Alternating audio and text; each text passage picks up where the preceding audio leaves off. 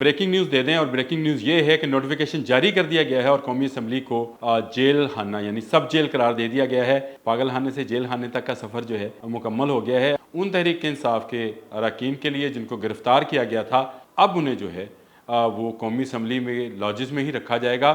कौमी असम्बली जो थी ये पागल खाना थी और यहाँ से अब जेल खाना बनने जा रही है। 20-20 मिनट में 51 बिल जो हैं उनको बिल्डोज किया गया और उनको लागू किया गया। बानी हैं इस तहरीक इंसाफ के, उनके लिए रोज़ाना एक प्रेस कॉन्फ्रेंस का एहतमाम है।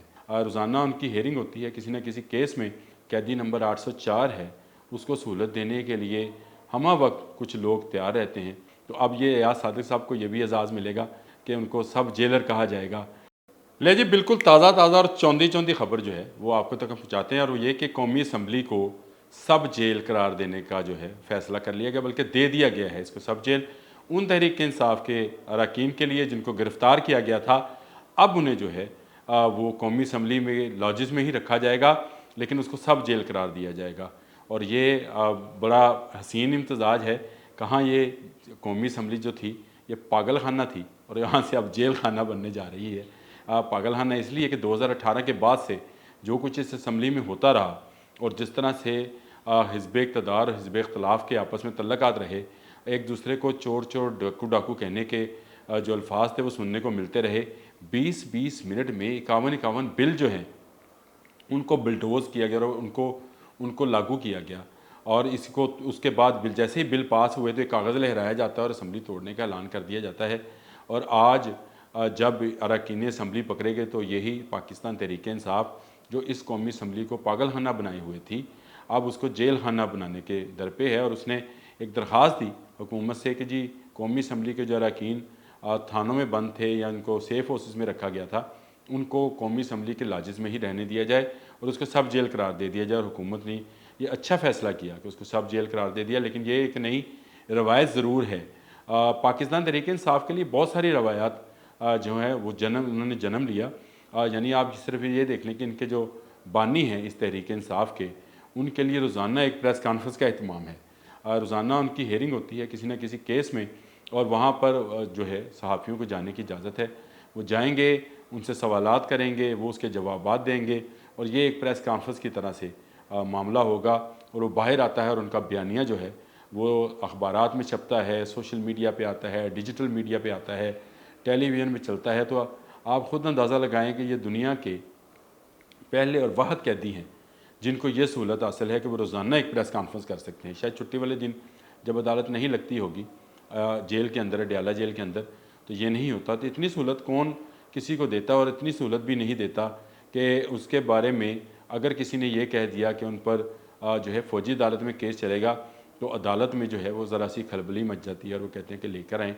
क्यों ये कहा गया किसी वज़ीर ने या किसी हुकूमती रुकन ने ये क्यों कहा कि फ़ौजी अदालत में केस चलेगा?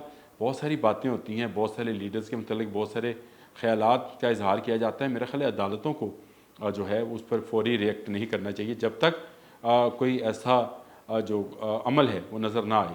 तो ये एक बड़ी अजीब सी बात है कि जो कैदी नंबर 804 है उसको सहूलत देने के लिए हमा वक्त कुछ लोग तैयार रहते हैं। वो आपने इंडिया की एक फ़िल्म देखी थी लैला मजनू, जिसमें गाना था कोई पत्थर से ना मारे मेरे दीवाने को। तो ये जो पत्थर से मारने वाला दीवाने का काम है वो कब होना है ये तो अभी कुछ पता नहीं है, क्योंकि अभी तो सहूलतें ही सहूलतें हैं। जेल के अंदर जो सहूलतें हैं उनमें जिम मौजूद है, उसमें मर्ज़ी का खाना मौजूद है, उसमें मर्ज़ी के वो लोग मौजूद हैं जिनको मुशक्ति कहा जाता है। यहाँ तक सहूलत भी मौजूद है कि वहाँ से आप टेलीफ़ोन कर सकते हैं। आज ख्वाजा आसिफ ने भी इस बात का इजहार किया और उन्होंने कौमी असम्बली में खुलकर ये बात कही कि जब वो अपोजिशन में थे और हुकूमती बेंचेस जो थे उस पर तहरीक इंसाफ बराजमान थी, तो उन्होंने किस तरह क्या सलूक किया था। उन्होंने कहा कि कौन था जो जेल में नहीं था, कौन था जो कि जिसका तल्लुक अपोजिशन लीडर से था और उसके कोई रिश्तेदार थे। ले जी, बात तो चलती रहेगी, लेकिन ब्रेकिंग न्यूज़ दे दें और ब्रेकिंग न्यूज़ ये है कि नोटिफिकेशन जारी कर दिया गया है और कौमी असम्बली को जेल खाना यानी सब जेल करार दे दिया गया है।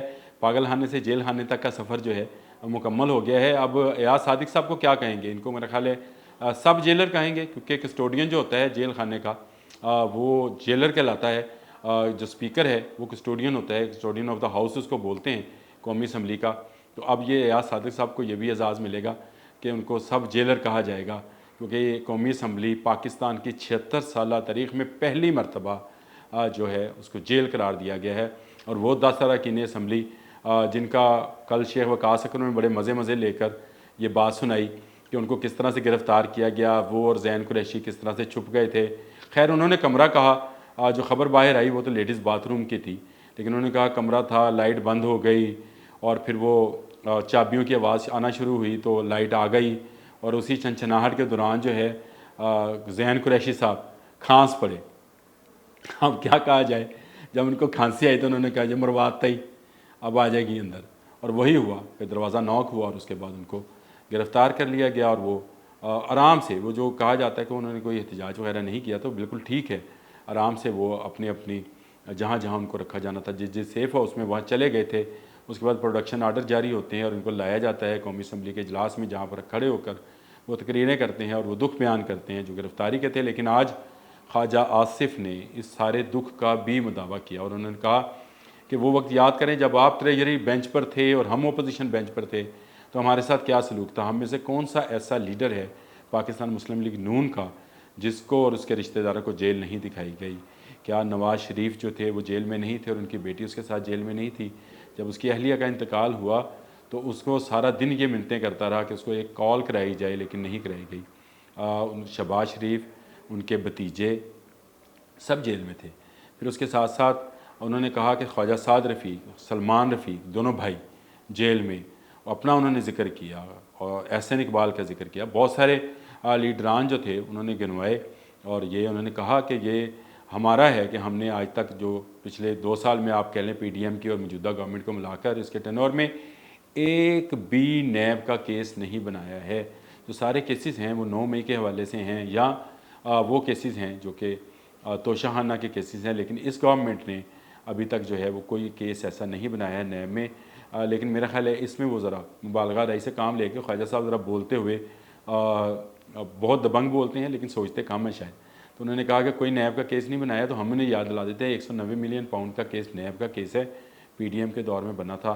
तोशाखाना का केस आपके दौर में बना है। दोनों जो केसेस हैं ये नैब के केसेस हैं और नैब इनको अदालतों में लेके गई हुई है।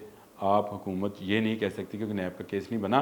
तो बहुत सारे मामलात हैं, लेकिन मज़ा तो इस बात का आ रहा है कि अब अरकान असम्बली जेल में घूमे फिरेंगे, एक दूसरे से मिलेंगे, खाना खाएंगे और क्या खाने में इनको दाल दी जाएगी जो कि जेल में मिलती है, या दाल रोटी जो मिलती है, या इनको उसी तरह VVIP प्रोटोकॉल मिलेगा जैसे इनके बानी तरीके इंसाफ को मिल रहा है, जो इनके लीडर हैं उनको जिस तरह से देसी मुर्ग, बकरे और पता नहीं क्या क्या जो है देसी घी में भुना हुआ गोश्त जो है उनको रोज़ाना मिलता है। तो क्या इनको भी यही मिलेगा। कौमी असम्बली सब जेल हो गई, कब ये सेंट्रल जेल बनेगी ये देखना है। आज के बोलते कलम तक के लिए आमिर अजहान को इजाज़त दीजिए। अल्लाह हाफ़िज़।